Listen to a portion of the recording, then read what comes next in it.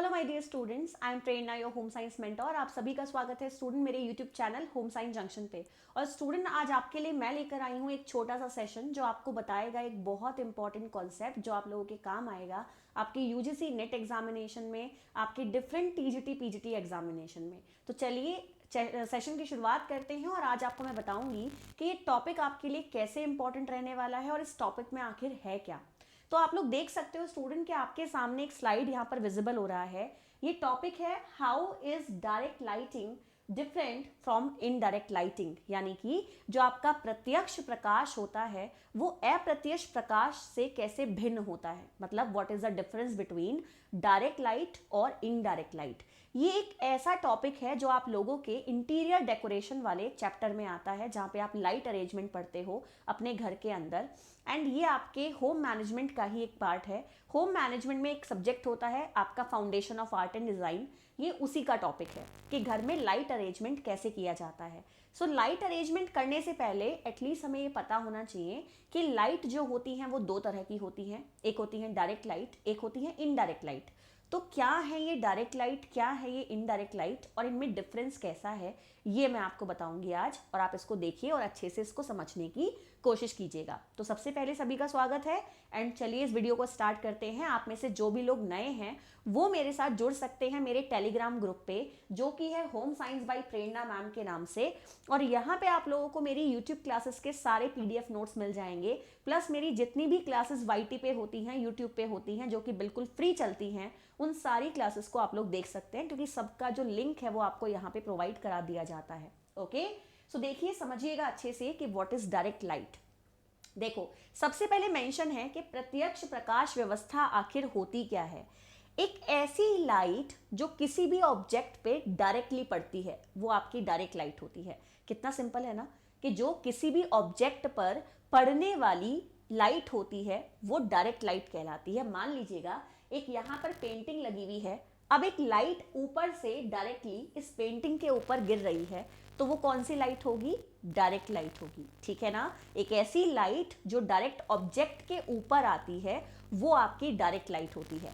Okay, the source of the light emits the highest percentage of light downwards. And basically इस तरीके की जो light होती हैं उनमें जो प्रकाश है वो ऊपर से नीचे की तरफ गिरता है और बहुत ज्यादा मात्रा में गिरता है। मतलब एक साथ ऊपर से नीचे की तरफ प्रकाश गिरेगा और वो बहुत ही ज्यादा मात्रा में गिरता है। ठीक है ना, तो एक बात आपको ये भी याद रखनी पड़ेगी इस वाली लाइट के बारे में कि एक ऐसी लाइट होती है जहां पे ऊपर से नीचे की तरफ प्रकाश गिरता है और बहुत ज्यादा मात्रा में गिरता है। ये लाइट डायरेक्ट आपके ऑब्जेक्ट पर गिरती है। दो बातें पता चल गई इसके बारे में।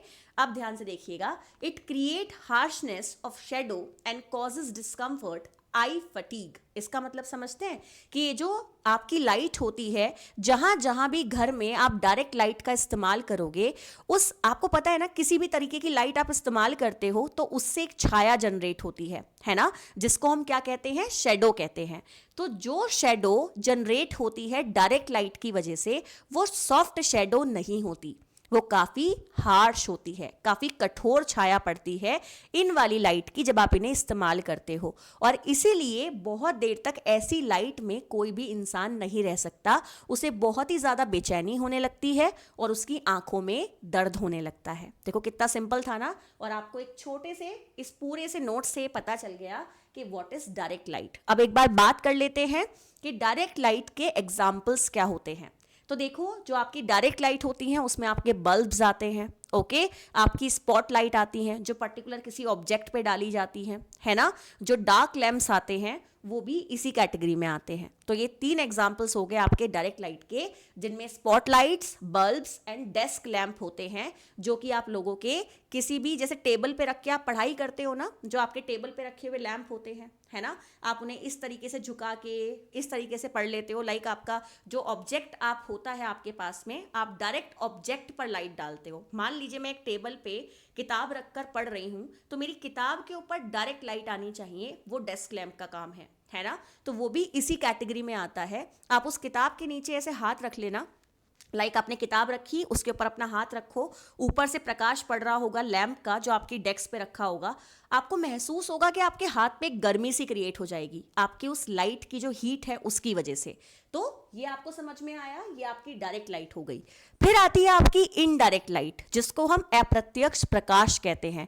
अब ऑब्वियस सी बात है कि जो उसमें है कुछ इसका अपोजिट ही आपको यहां देखने के लिए मिलेगा। ओके, सो जो आपकी इनडायरेक्ट लाइट होती है स्टूडेंट, ये किसी भी ऑब्जेक्ट के ऊपर डायरेक्टली नहीं गिरती है, ये ऑब्जेक्ट के अपोजिट साइड में जाती है। ओके, मतलब ये ऑब्जेक्ट के ऊपर से नहीं आएगी, ये ऊपर से नहीं गिरेगी, ये ऑब्जेक्ट के अपोजिट डायरेक्शन में जाती है, यानी कि ये डायरेक्टली उसके ऊपर नहीं पड़ती है। ठीक है ना?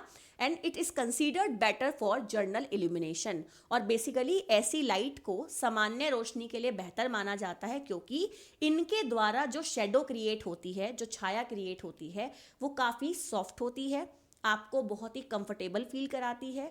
एक समान छाया हर जगह आपको देखने के लिए मिलती है। ऐसा नहीं मिलता कि कहीं पे बहुत ज़्यादा शेडो है, कहीं पे बिल्कुल नहीं है, ऐसा आपको देखने के लिए नहीं मिलेगा। आपकी आंखों को किसी भी प्रकार की कठिनाई नहीं होती इस प्रकार की लाइट में। तो ऐसी लाइट में आप बहुत देर तक भी बैठ सकते हो। और जो आपकी इसके पहले वाली लाइट थी, डायरेक्ट लाइट, उसमें आप ज़्यादा देर नहीं बैठ सकते। ठीक है, एक बार इसका एग्जाम्पल देखिएगा। जैसे आपकी जो एलईडी स्ट्रिप्स होती है ना, आपकी आंखों में बेचैनी जो उत्पन्न है वो कंपैरेटिवली नहीं करती। जो घर में एलईडी बल्ब्स लगाए जाते हैं, कंपैरेटिवली वो आपके येलो वाले बल्ब से काफ़ी ठीक होते हैं। ओके, तो आपको इसमें कोई दिक्कत नहीं होगी। प्लस जो आपके वॉल वॉशर्स आते हैं, ये भी आपके लिए इसी प्रकार की लाइट का एग्जाम्पल है। एक बार आपको फोटो दिखा देती हूँ तो शायद आपको ये कॉन्सेप्ट ज़्यादा अच्छे से क्लियर होगा।